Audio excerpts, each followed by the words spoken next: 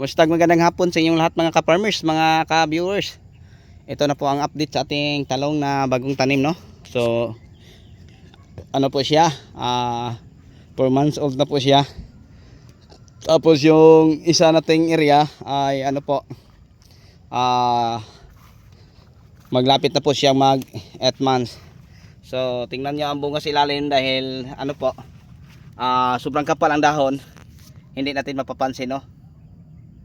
Ang mga bunga, so ganyan nakakapal mga ka-farmers ang ating makikita sa ilalim paghihimayin natin. Pero pag manood tayo na ganyan, parang walang bunga. Kaya nga palaging na itanong sa ating mga kasabigang mga farmer kung bakit daw sobrang dami ang mga bunga, paano daw. So marami na po tayong mga video, no, na ina-upload. Tingnan nyo, oh. Grabing bunga mga ka-farmers ang ating talong. Siksikan po sa bunga. So ulitin ko, ang variety po ng ating talong na sobrang daming bunga, ito po ay ang Calixto F1, no? 4 months old pa lang.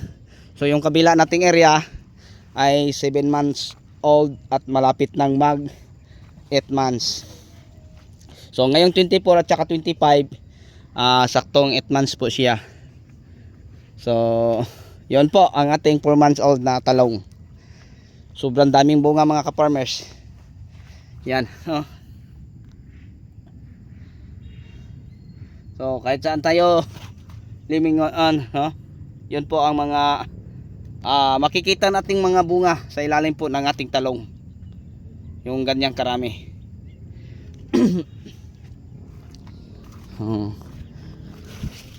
Yan, oh.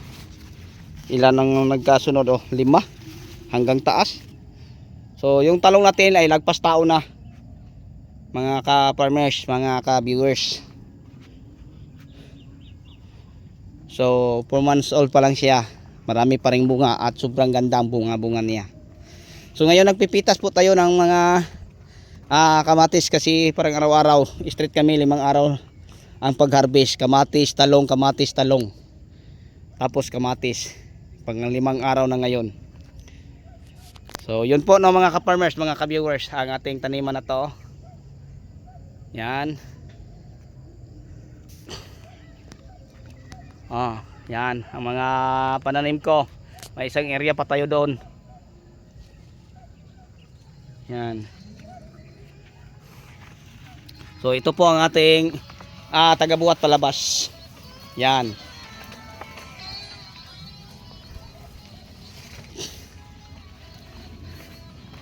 So hanggang ngayon, tuloy pa ang aming pagpipitas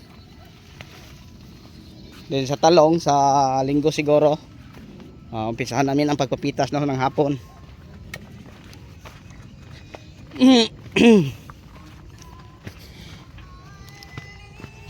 Dito na lang ako dumaan. So yun lang po mga ka-viewers, mga ka-farmers. Maraming salamat po. Bye bye.